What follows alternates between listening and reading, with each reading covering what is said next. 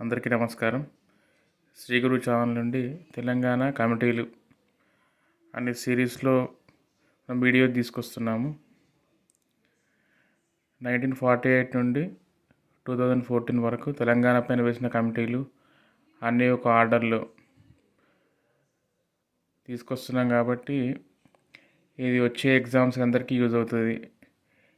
అన్ని డిపార్ట్మెంట్స్కి GS paper ఉన్న అన్ని ఎగ్జామ్స్కి ఇది హెల్ప్ అవుతుంది.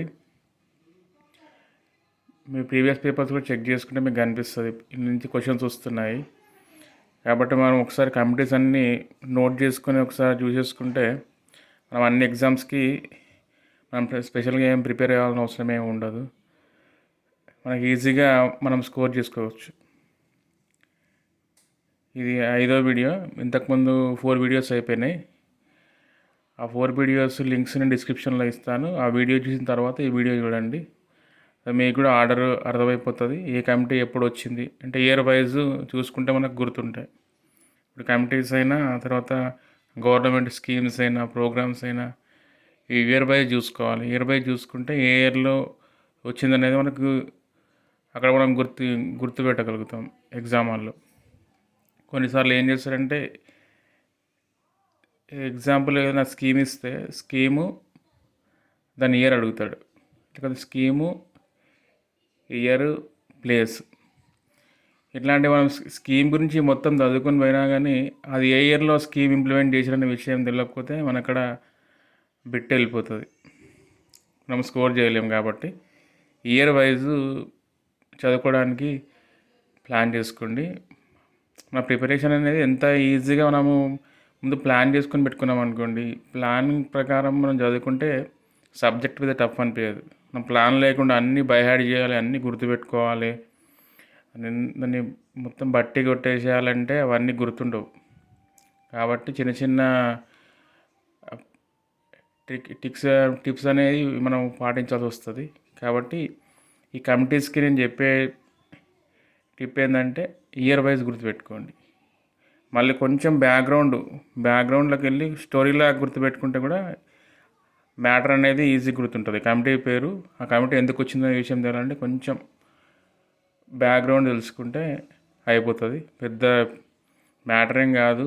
ఒక 1 అవర్లో మీకు అన్ని కమిటీస్ అన్నీ వచ్చేస్తాయి. ఓకే ఫ్రెండ్స్, ప్లీజ్ సబ్స్క్రైబ్ చేసుకోండి ఛానల్, షేర్ చేయండి. మ్యాటర్లోకి వస్తే హైమండార్ఫ్ కమిటీ ఎందుకు వేసింటారంటే కొమరం భీమ్ గారు వారు అమరుడైన తర్వాత అంటే జల్ జంగల్ జమీన్ అనే నినాదంతో మా రాజ్యం మేమే పరిపాలించుకుంటాము అని చెప్పి వాళ్ళు ఒక జెన్యూన్ కాజ్తోని ఒక న్యాయమైన పోరాటంలో కొమరం భీమ్ గారు అమరుడయ్యారు. అమరైన తర్వాత అసలు అప్పుడున్న 7వ నిజాం అలీ ఖాన్కి అర్థం కాలేదు అసలు ఎందుకు వ్యతిరేకత వస్తుంది, అసలు ఆదివాసీలో ఎందుకు వ్యతిరేకత వస్తుంది, అసలు ఎందుకు ఉద్యమాలు వస్తున్నాయి అనే విషయం ఆయనకు కూడా ఏం అర్థం కాలేదు. అంటే ఆయన ఏమనుకున్నాడంటే కొమరం భీమ్ గారు వాళ్ళు ఉద్యమం చేస్తున్నప్పుడు నాకు వ్యతిరేకంగా చేస్తుండనే మోటోలో ఆయన అర్థం చేసుకొని ఆ ఉద్యమాన్ని అణచేయాలనే చూస్తాడు.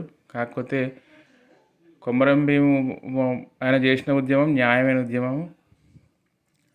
దిగువ స్థాయిలో ఉన్న అధికారులు అన్యాయాలు చేస్తున్నారని చెప్పి అన్యాయానికి వ్యతిరేకంగా పోరాడి అది తీవ్ర రూపం దాలుస్తుంది.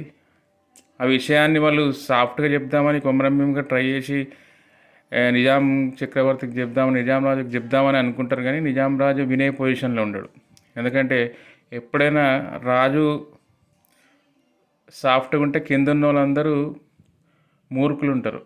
అంటే రాజుకు చుట్టూ ఒక కోటరీ తయారవుతుంది. ఎప్పుడైనా ఒకరు అధికారం ఉన్నారంటే అధికారం ఉన్న వాళ్ళ చుట్టూ ఒక కోటరీ తయారవుతుంది.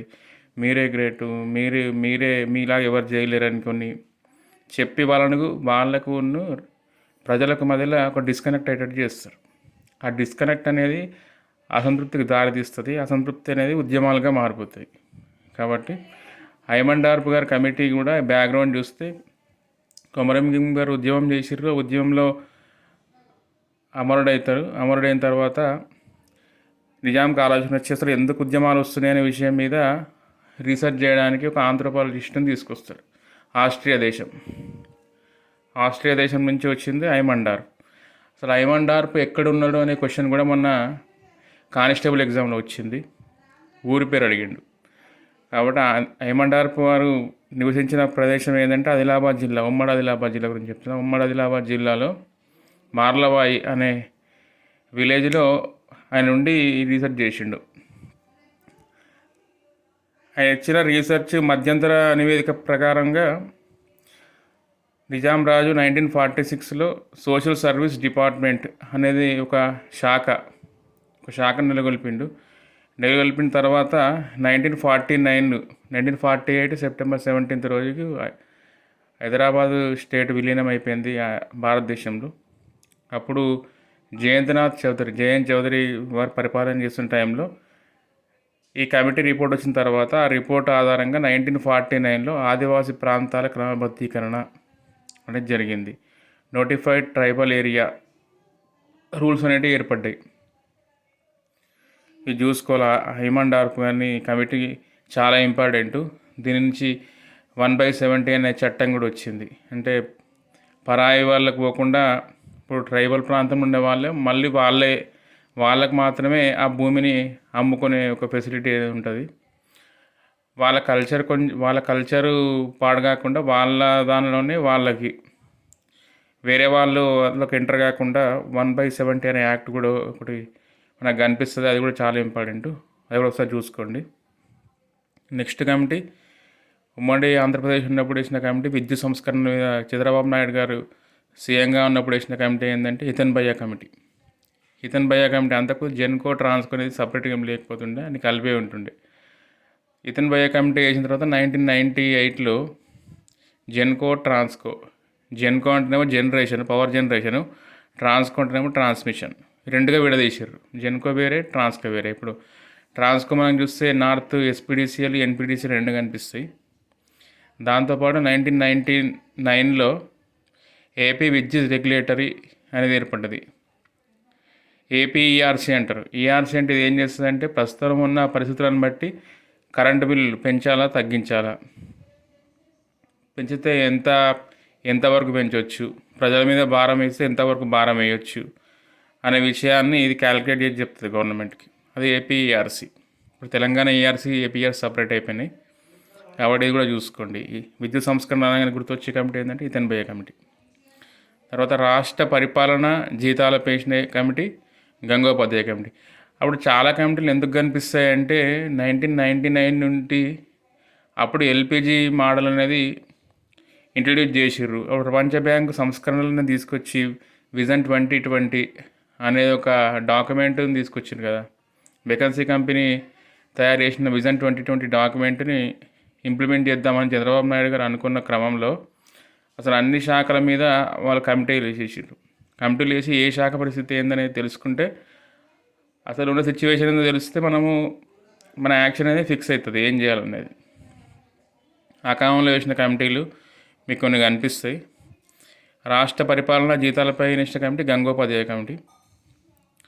తర్వాత ఉన్నత విద్య మీద వేసిన కమిటీ కోనేరు రామకృష్ణారావు కమిటీ. అంటే ఈ కమిటీ సిఫారసు మనకు అవసరం లేదు జిఎస్ పర్పస్లో, కాబట్టి కమిటీ ఎందుకు వేసారు ఇది గుర్తుపెట్టుకుంటే సరిపోతుంది. తర్వాత ప్రభుత్వ రంగ సంస్థలు పిఎస్యులపై వేసిన కమిటీ సుబ్రహ్మణ్యం కమిటీ. రైతు ఆత్మహత్యలపై వేసిన కమిటీ జయతి ఘోష్ కమిటీ. 2004లో వేసిర్రు రాజశేఖర రెడ్డి గారు సీఎం అయిన తర్వాత ప్రభుత్వ భూ సమస్యలు, భూ పంపిణీ కోనేరు రంగారావు గారి కమిటీ. ఇప్పుడు రేవంత్ రెడ్డి గారు సీఎం అయిన తర్వాత కూడా కోనేరు రంగారావు గారి కమిటీ వేసినట్టు కమిటీ వేయాలి. భూ సంస్కరణలు అంటే చాలా ఇబ్బందులు వస్తున్నాయి, రైతులు బాగా సఫర్ అవుతున్నారు. కాబట్టి ఆ సమస్యలన్నీ తీర్చాలంటే అసలు ఎవరి భూమి ఎంత ఉంది, అసలు అసైన్ ల్యాండ్ ఎంత ఉంది, పోడు పట్టాలు ఎన్ని ఉన్నాయి, అవన్నీ డీటెయిల్స్ అన్నీ ఒక కమిటీ వేసి నిర్ధారిస్తారు. కాబట్టి ఈ 2004లో వేసిన కమిటీ కోనేరు రంగారావు గారి కమిటీ సిఫారసులు కూడా చాలా వరకు ఇంప్లిమెంట్ అయినాయి. ఆ 2004లో వేసి 2006లో కోనేరు రంగారావు గారు కమిటీ రిపోర్ట్ ఇచ్చింది. ఇప్పుడు సీఎం రాజశేఖర రెడ్డి గారు ఉండే.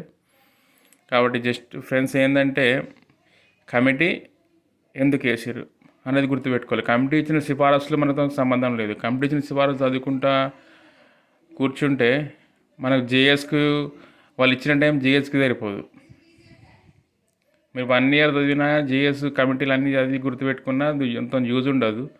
మనకు కావాల్సింది ఏంటంటే తక్కువ టైంలో మనం ఎక్కువ స్కోర్ చేయాలి. ఎక్కడైతే ఒక మార్క్ వస్తుందో అక్కడే మనము ఫోకస్ చేయాలి. కాబట్టి మనం చదివేది ఈ గ్రూప్ 1 మెయిన్స్కి ప్రిపేర్ అవుతలేము, మనం జిఎస్ పాయింట్ ఆఫ్ వ్యూలో ప్రిపేర్ అవుతాం. కాబట్టి కమిటీలు వేసిన పర్పస్ గుర్తుపెట్టుకోండి. Okay friends, thank you. Please subscribe చేసుకోండి, షేర్ చేయండి. Thank you.